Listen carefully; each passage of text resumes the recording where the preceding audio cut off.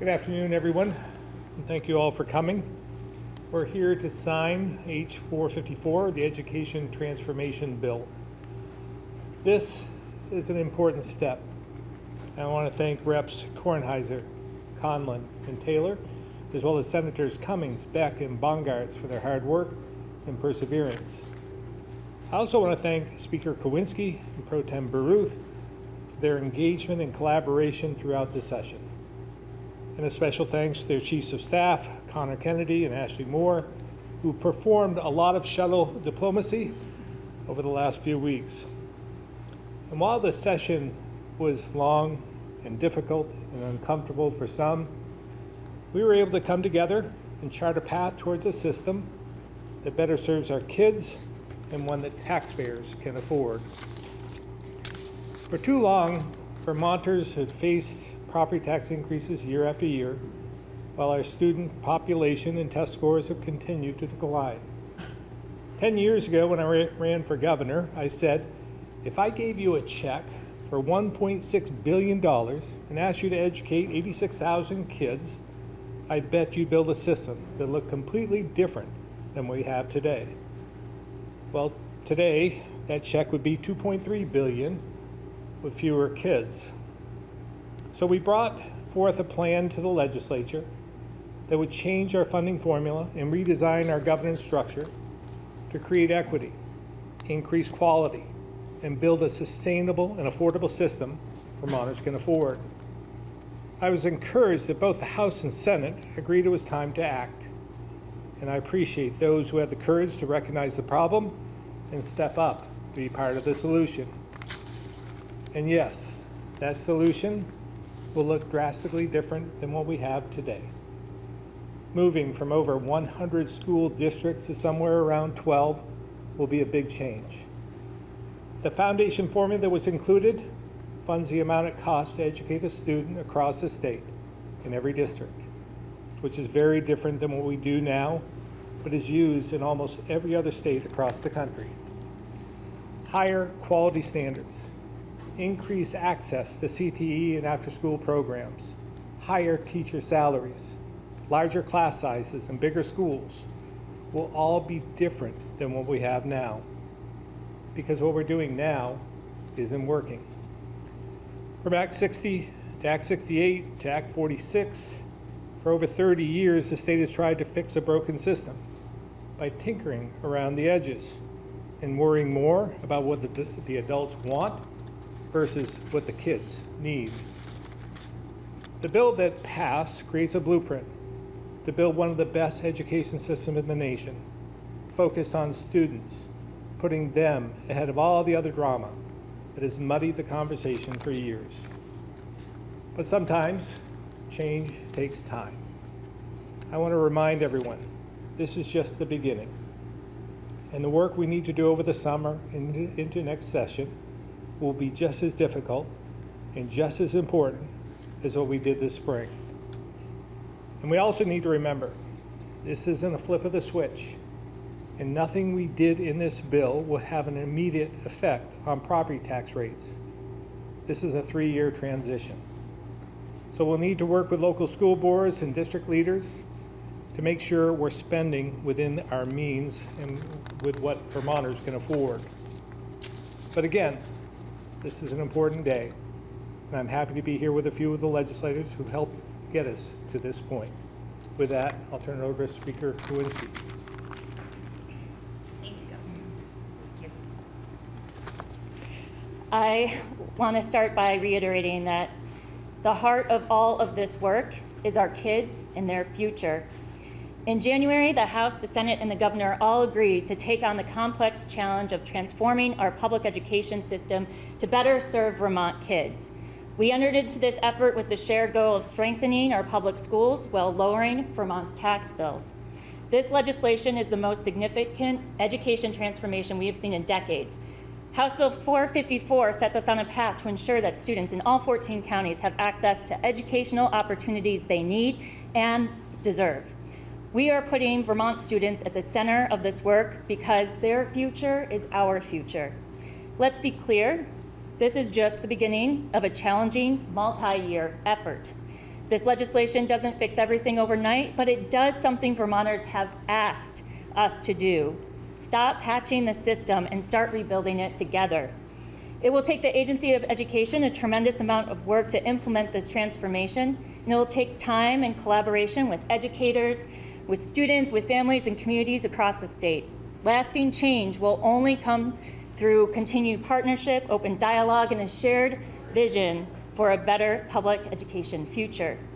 In our current system, there are too many kids falling through the cracks in the system, and place today just hasn't been able to keep up. A kid in one town should not have a completely different education than a kid 15 miles away. That's not right, and we must do better. This legislation is the product of years of conversations with school leaders, with community members, with parents, and with students. We don't get chances like this every year. This is a real opportunity to make generational education reform to better support our kids and make the system more affordable for Vermonters. I'm proud of the progress that we made this year, and while there's still much more ahead, I remain fully committed to continuing these conversations and keeping our commitment to creating greater public education opportunities for Vermont kids. Thank you. Now I will welcome to the podium the Pro Tem. Thank you, Governor. Thank you, Speaker. Just a couple of points I want to make this afternoon. First, if you go back to November, voters sent a very clear message. We heard that message and we stayed focused on that message, which was that property taxes had gotten too high and our system was too volatile in terms of spikes in funding necessary, and it was spending too much. So we began working with the governor's team in January. That has never happened since I entered the building, and it was a good sign, I thought. So that transformation effort started with a bill from Representative Tooth and a Republican legislator. It entered democratically controlled committees. It went through the entire process. And at the end of the day, what emerged was a substantially bipartisan bill. That was crucial in order to have legitimacy, because we're talking about a change in the entire funding system and then policy changes layered on top of that. If it was a one-party effort, it would be doomed to failure. The last thing I want to say is that there was anxiety expressed across the education establishment, and that is perfectly understandable, given that we're talking about swapping out the entire finance system. So it makes sense that people would want to know what's happening and that they would express that sort of anxiety. But I want those people to know that this bill is very carefully designed. It rolls out not all at once. It rolls out after we gather additional information and data, design maps that make sense for the entire state. And at the end of the day, we will have another vote next year to continue this effort. So people will have a chance to speak with their representatives, and the entire process will begin over again, and it will move to the governor's desk, hopefully in January, for those maps to be approved. If that's the case, everything will go forward, but again, it will come back to the voters' representatives for another check. So with that said, I just want to finish by thanking the governor's team and thanking my House colleagues. Everyone that I worked with was extremely professional and collegial, and at the end of the day, we are all here together, and I think that's a very hopeful sign for education in Vermont. Thank you. And I will now bring up Representative Conlon. Hi, everybody. I'm Peter Conlon. I'm the chair of the House Education Committee. When my wife and I graduated from high school just down the street here a few decades ago, our class had nearly double the number of students that graduate from the same high school today. That's hardly unique in Vermont. Declining enrollment continues to pose a major challenge to Vermont's public education system and the quality and cost of education today. This education transformation bill seeks to seriously address these challenges and ensure that every Vermont student will have access to high-quality public education regardless of where they live, and that educators will have predictable funding year to year so they can set a long-term vision for that great education and implement it. I live in Addison County today, where students attend 5 different high schools. I can tell you that they receive very different opportunities in and out of the classroom, depending on where they attend.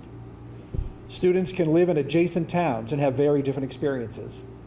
It's past time to address these inequities and remember that these are all of our students and each deserves a strong public education. H454 sets a path forward. Passing this bill was no easy task, and the work ahead will be just as difficult, fraught with political choices at every turn and significant work for our state agencies, from creating new school districts to figuring out how to fund our career and technical education centers. Vermonters cherish their public education system, and change is hard. But this work is crucial for a future that will not only benefit today's students, but keep Vermont a great place to move to, especially for young families. And we must not take our eyes off addressing the significant cost drivers in education, including and especially the high cost of healthcare. The legislature looks forward to working with Governor Scott next year, as we did this year on education, on this equally important and challenging issue that has such an impact on all aspects of Vermont, including and especially the cost of education. Thank you very much. I'm going to turn it over to my colleague in the Senate, Senator Bongartz. Good afternoon, everybody. I'm Seth Bongartz. I'm the chair of the Senate Education Committee. Just a couple of comments. As has been suggested, this bill is a critical first step in a multi-year process of putting together a system to guarantee excellent educational opportunity for every Vermont child. That's what's at the core of this work. I want to thank the governor and Secretary Saunders for recognizing that we needed systemic change and then having the courage to provide the leadership to get it underway. Thank you. Hello, I'm Emily Kornheiser. I'm the chair of the House Ways and Means Committee. This legislation that we're here to sign today and to discuss is a bipartisan compromise, and it is also a great piece of legislation. This legislation will move Vermont towards an education finance system that is fairer and more predictable for communities and our families. It provides better opportunities for our kids, particularly those in under-resourced schools. And it provides stability for our public schools so teachers and administrators can focus their energy where it matters, on the kids. To be crystal clear, this legislation stabilizes and lowers property taxes in the long term, bends the cost curve, and creates safe, consistent opportunities for quality public education for all of Vermont kids for a generation. I'm proud of the work we did here. We are here today, though, because 30 years ago we had a court decision, the Brigham decision, that established clearly that the level of educational opportunity and tax inequity in our state was unconstitutional. This landmark decision resulted in Act 60, which at the time created more opportunity and fairness in our educational opportunities than almost any state. However, that fairness has slowly eroded by time, smaller attempts at reform, and national changes. Today, in 2025, schools and communities across the state are experiencing levels of inequality of both opportunity for our kids and taxation that are on par with our state before the Brigham decision.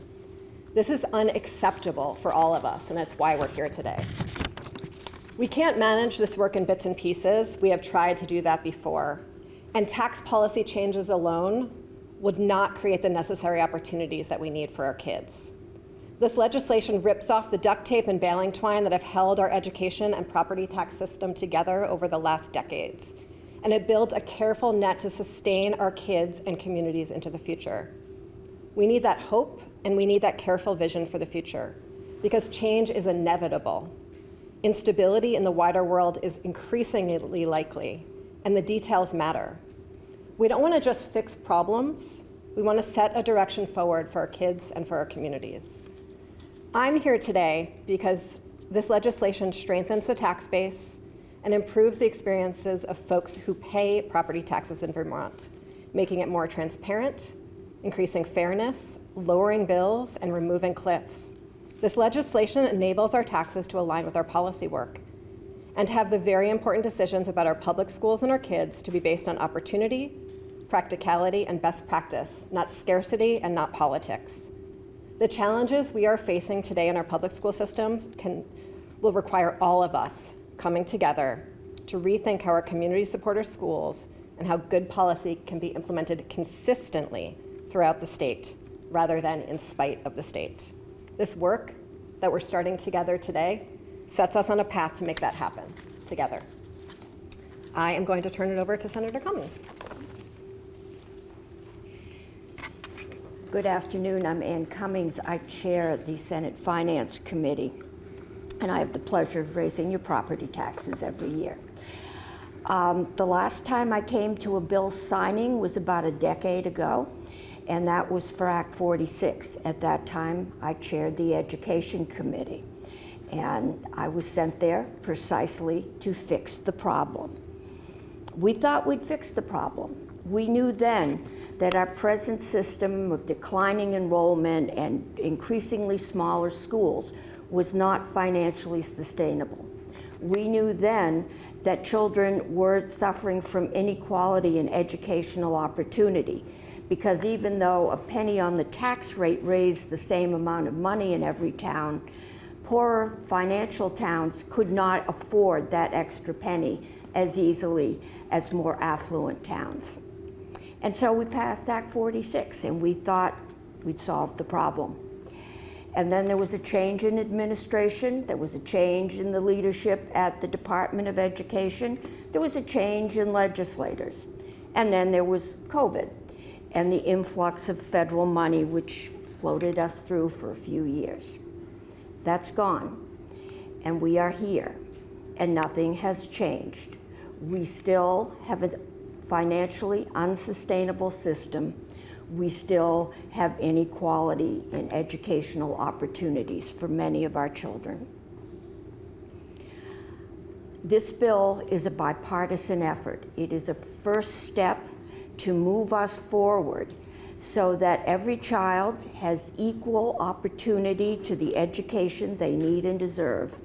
But it also is recognizing the silent voices, the people that built this state, that volunteered for our fire departments and our ambulance departments and our select boards and planning commissions, the folks that have built this state that we loved and who now find themselves unable or struggling to be able to stay here, who, like me, I want to stay here to see my grandsons graduate from our public school. Many of us are not sure we can afford to do that. This bill is a first step. There's a lot of unanswered questions, there's a lot of hard decisions ahead, and there's going to be a lot of discussion. But we need to move forward. Our kids deserve it, our people deserve it.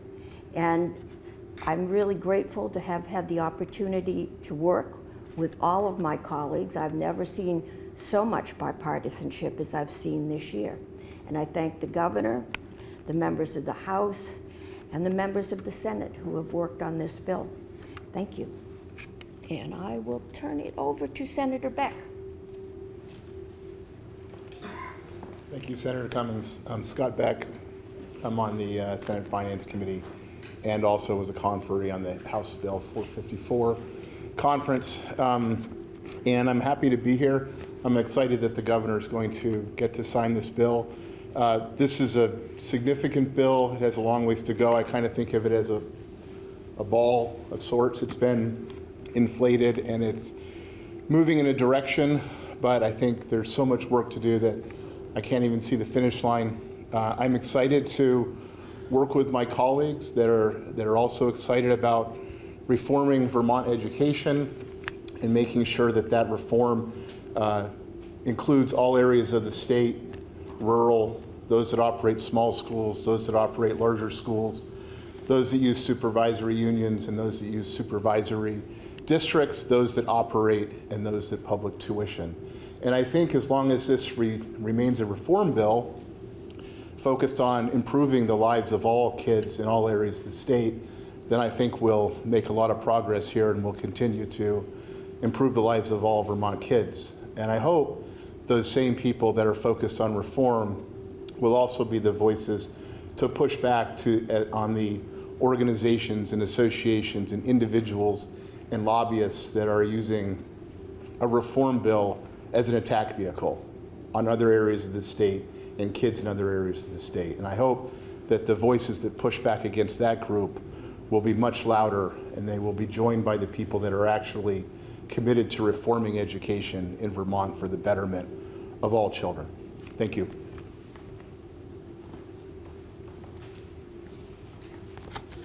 Good afternoon. I'm Zoe Saunders. When I stepped into the role of Vermont Secretary of Education, I never imagined that just a year into my tenure, I would be supporting educators, legislators, and the governor in supporting generational change to transform our education system. But a lot can happen in 12 months when we work together. And throughout the legislative session, we've heard a lot about education finance and governance. And I want to take a moment to remind us why we're here and to recognize the possibilities ahead. H454 represents the first step in a multi-year transformation to strengthen our public schools and give our students more opportunities. In the short term, the redistricting task force will begin contemplating new districts, and the agency will be providing analysis and recommendations on everything from cost drivers in special education to statewide graduation requirements, among other critical inputs into the next legislative session. But I want to think even further ahead and recognize why we are taking these steps to transform education to begin with. We are developing a shared vision for public education in Vermont. It will be the best education system in the country, where our students are deeply connected to their local communities while simultaneously prepared for the jobs and opportunities of the future. This future will require us to be clear-eyed and practical about the choices and decisions we need to make as a state to best support our students. One first step is defining what we mean by student success, which in the short term will come in the form of statewide graduation requirements. And it will require competitive teacher salaries across the state so that every school can recruit and retain talented educators. Because evidence shows that a high-quality teacher is the most important factor in student success. And we must also ensure that every student in Vermont has access to expanded learning opportunities, from internships and exposure to career possibilities to advanced coursework and enrichment opportunities. Passing H454 is a critical first step, and we must sustain our focus to deliver on the possibilities that this bill creates. The Agency of Education stands ready to partner and lead in this work. We are prepared to continue providing support to the field and to policymakers. And we are prepared to continue to provide data, best practices, and recommendations, always focused on students, to strengthen our public education system and keep our promise to Vermonters. Thank you. And I will now turn it back over to Governor Scott. Now the moment we've all been waiting for. Come around. You should also thank Legislative Council. This is for the year, as well as the fiscal office and my entire general counsel of one, who had to go through as well, higher than you guys have said. Very much appreciate that.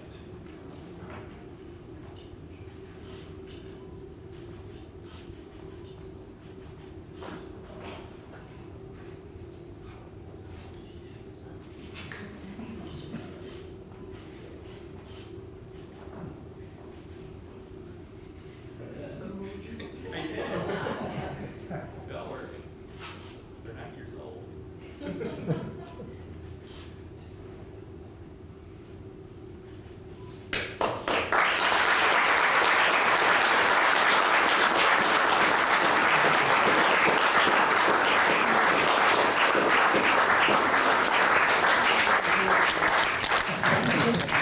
Thank you again. So now we're going to go back and try and answer a few of your questions. We have a lot of experts in the room. And stick to on topic if we would. We'll take some other off topic after. Everyone got very far from your quote. I know. Governor, the next decision point, as was mentioned, is to come up with these maps and vote on them. There is concern already from some, excuse me, that this is going to be happening in an election year and that there's going to be a lot of politics going on behind the scenes to try to come up with districts that are advantageous to one district versus another. What assurances can you give Vermonters? What is your thoughts on how, whether that would happen? Well, we're going to assemble a group to actually do this outside of myself and other influencers. So they will prescribe what the districts look like and then come back to the legislature for a vote. So then we can debate that further then. So it really, I think, will be a fair process. And we all have to keep in mind what's best for our kids. And if we keep that in mind, I think we'll do some good work. Some educators are saying they're concerned they don't have public schools, I should say, representation on this committee. Well, I have one choice for the committee, and I'm sure the speaker and the pro tem will do a great job in choosing people that represent Vermont in the interests of those kids. When will those numbers be named to the redistricting task force? We are working on the one that I'm choosing, and it will be very soon. We want to make sure that we hit the ground running here and get everyone named. But For my appointments, the plan is to get it done by the end of this week, early next week. And I'm really encouraged by the amount of recommendations coming in and people raising their hands saying, I'm interested in serving. So we will share that when it's public. I would just add, in terms of representation, nobody's underrepresented yet because nobody's been appointed. But the legislation itself calls for retired or former superintendents and business managers specifically to make sure that public education has a very large seat at the table.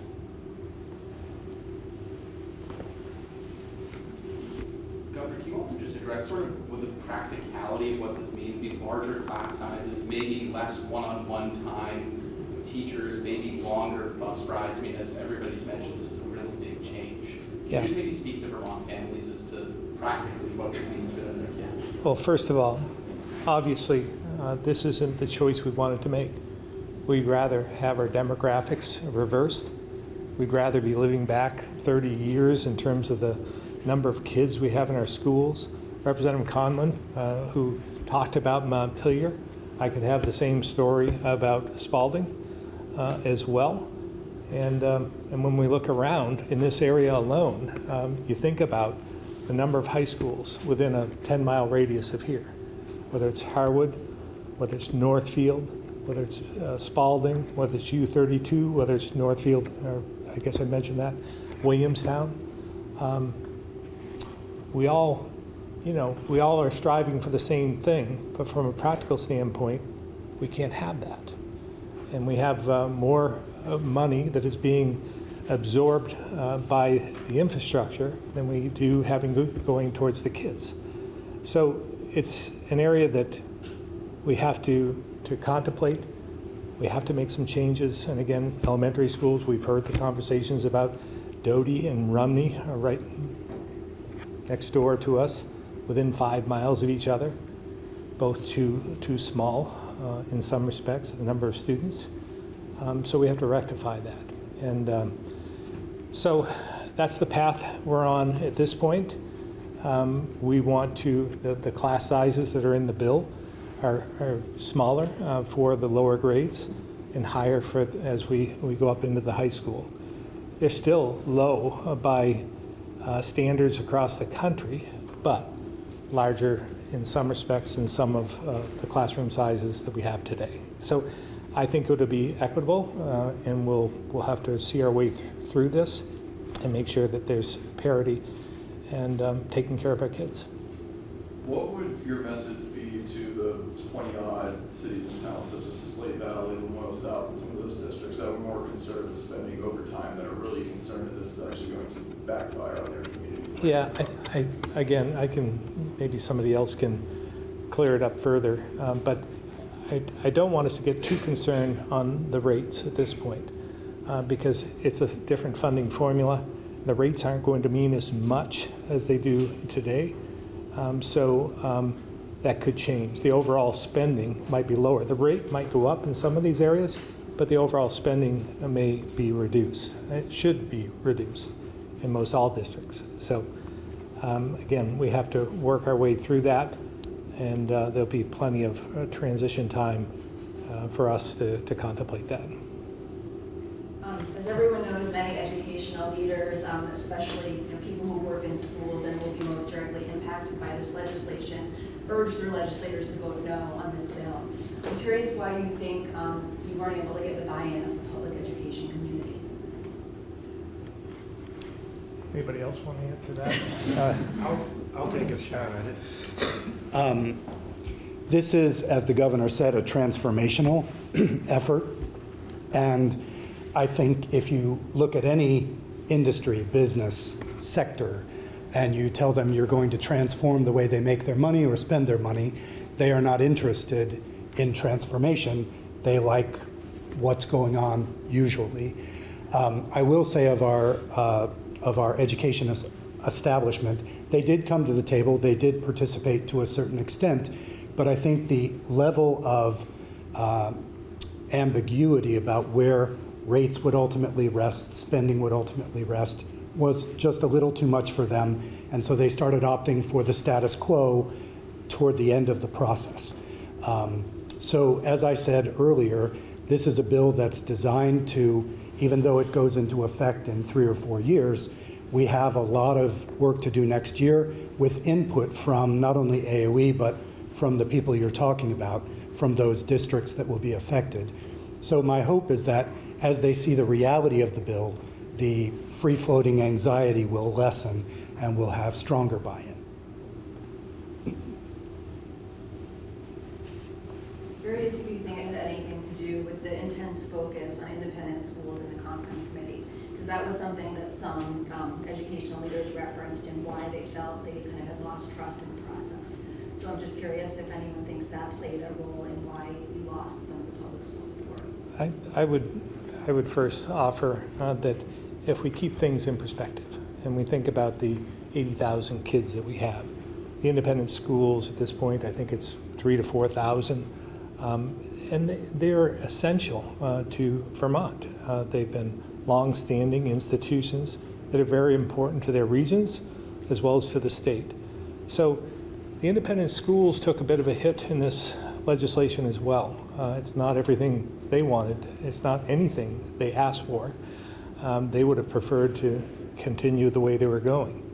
So I just want, from a parity standpoint, I think those independent schools actually took a little bit of a step backwards, and I think that the public schools took a step forward. So in terms of your previous question, I also want to add, I don't think across the board that teachers rejected this idea.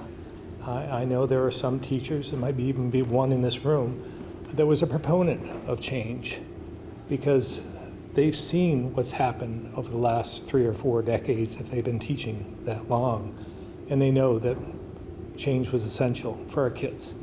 So again, we have an opportunity. We are going to have to educate Vermonters on this bill and what this does, and be straight with them and be transparent along the way. And that's the way we get buy-in.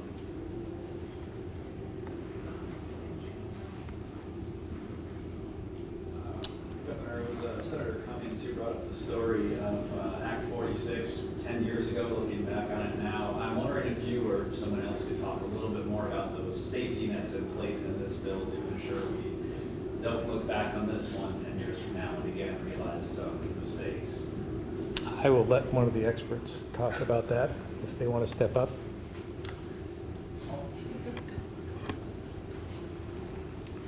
It was in House Education for Act 46. And to answer your question directly, I don't think those safeguards are in here yet. I think they'll be part of the redistricting task force that's going to do their work over the summer and fall. But yeah, there's a lot of angst out there in rural communities, communities with small schools, small school districts, and I'm not saying they should be fearful at this point in time, but those safeguards for those communities, I think, will be part of the work this summer and fall. So I appreciate the question. I think you'll see the answer develop over the next 6 to 9 months. I just might add a couple of words. You know, as we look back on Act 46, I could bring a string of people in here from different school systems and talk about all of the good it has brought to their district and the ability to adjust on a much larger basis than when they had to deal with individual school boards for every individual school and individual contracts. In many ways, it has fulfilled its purpose. The safeguards in this, I think Senator Beck is correct, will be coming. That really represents a lot of the work we're going to be doing in the future. And I think probably the biggest issue we will be dealing with next year is designing newer, larger districts and figuring out how they operate and how they operate in a way that benefits students, taxpayers, and ensures that every student has access to a high-quality public education.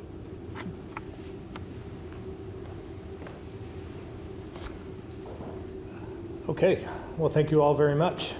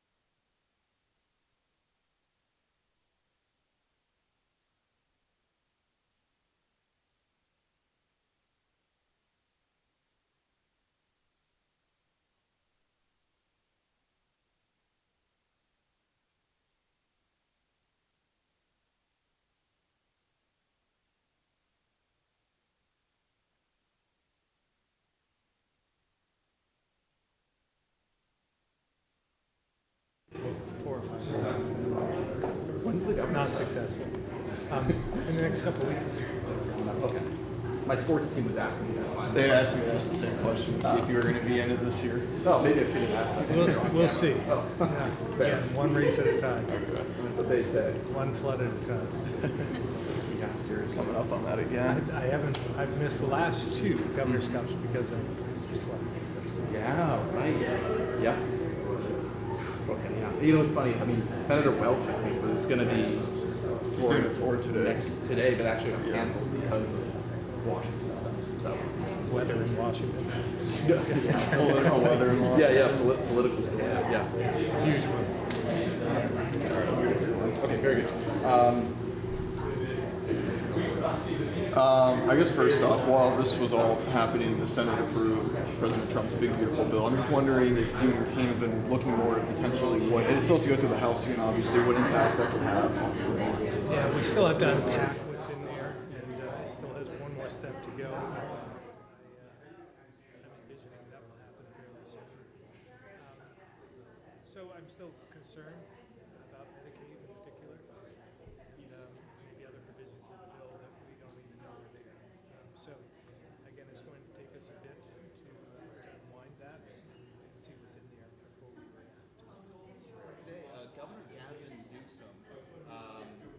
approaching a repeal or a big scaling back of what they're calling their Environmental Quality Act. That's kind of their equivalent to Act 250. Of course, he says leaning into housing, hearing from constituents.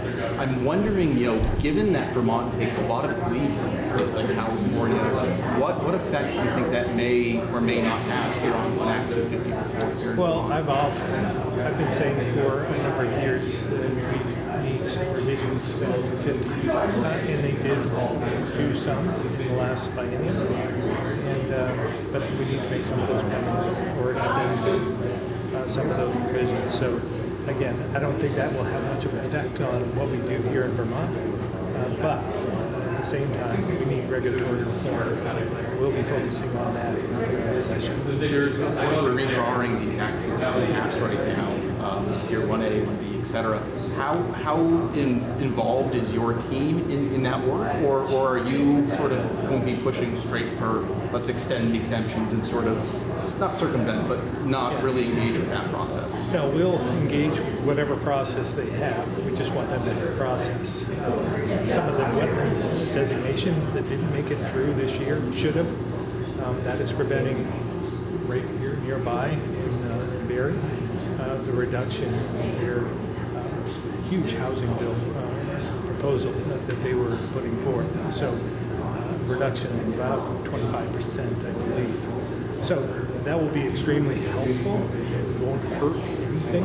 This is coming from our Agency of Natural Resources, who thinks it's a good idea. So we'll be going after provisions within the previous bill, Act 250 provisions, to extend some of those issues that we think are important, but also to seek other provisions as well. Today's July 1st, start of the new fiscal year with Secretary Samuelson here. I was wondering if you guys could paint a picture with the GA housing program going back to its original form as passed with lawmakers. If you guys have any idea how many households should be included, just what it looks like reverting back to the 1,100 EDA cap today. Yeah, again, we've been under the 1,100 cap for a while, but having said that, a number of people have used up their days, and that's going to be the issue at this point in time.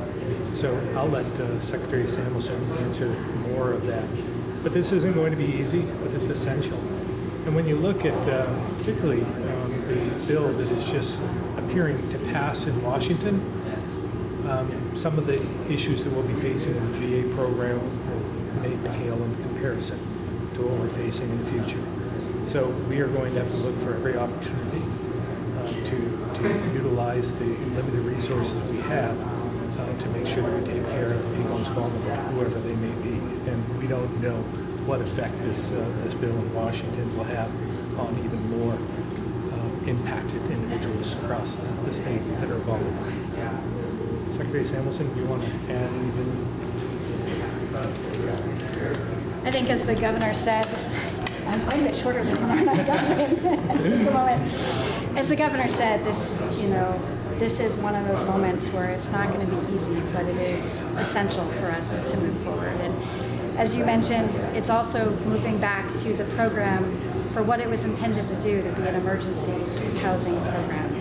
What we know is that there are about 380 households that today are going to be exiting the GA program who had an extra 3 months through the extraordinary efforts of the governor to protect our most vulnerable. We've been working with them and intensified efforts for case management over the last 3 months, with more than 86% of those households being engaged in intensive case management back and forth.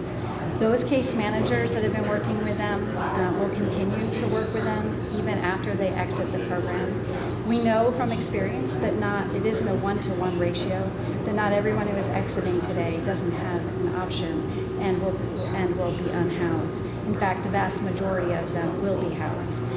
In our care management efforts over the last 2 months, we've surveyed clients, and we know that the vast majority of them either had a plan or were working towards a plan. And in the last couple of months, the case management efforts have moved forward with those plans. When it comes to our most vulnerable, we've been successful for those who need a skilled nursing level of care, placing all but one, and we are continuing to work with that one client.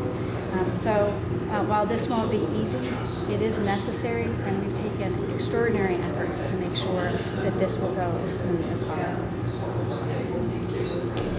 Canada question for you, Governor. I love Canada. Your counterpart, Governor Janet Mills of Maine, was recently in Canada. She was hearing from commerce officials, leaders, etc.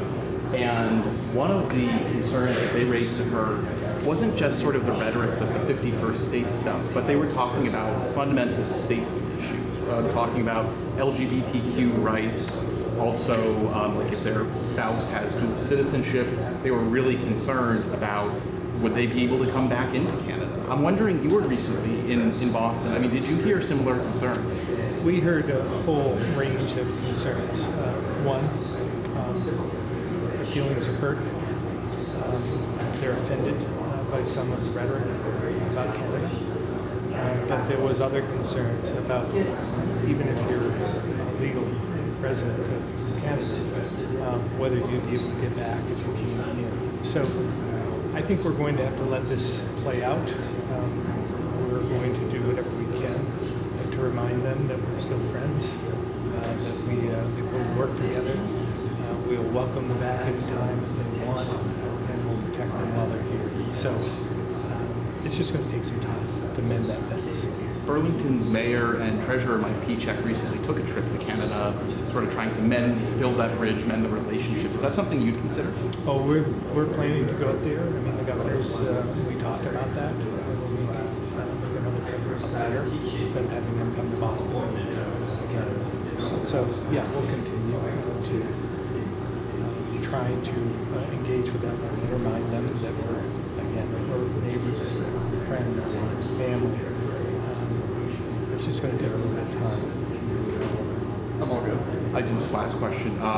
Flooding, as we were just talking about. I think we're coming up on what is it today, July 1st. I mean, maybe we'll see you before then, but it seems like it's somewhat of an annual event now. I mean, just how have you been reflecting on the progress or maybe lack thereof that we as a state have been able to make in recovery? Well, again, we've made tremendous progress. We came back a year, 2 years, almost to the date.